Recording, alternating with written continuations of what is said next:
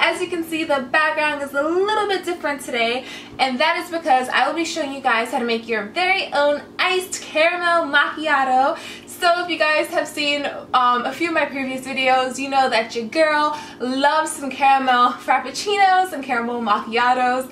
As a college student, coffee has kind of been a necessity for me on some days, I know.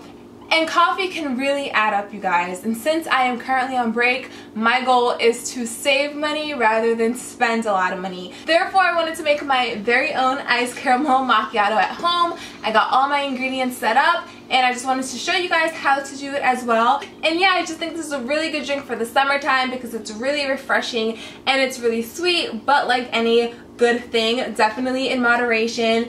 Keep drinking your water and all that good stuff, but when you want to treat yourself, watch this video and make your own macchiato. Let's get into it. Alrighty, my loves, so all of the ingredients and the measurements that I use will be in the description box below, but feel free to eyeball it based on the size of your cup and your preference regarding sweetness. And keep in mind that I am a caramel queen, so I made an extra caramel iced macchiato, and I personally think this is a lazy girl method. Feel free to brew your own coffee and all that jazz.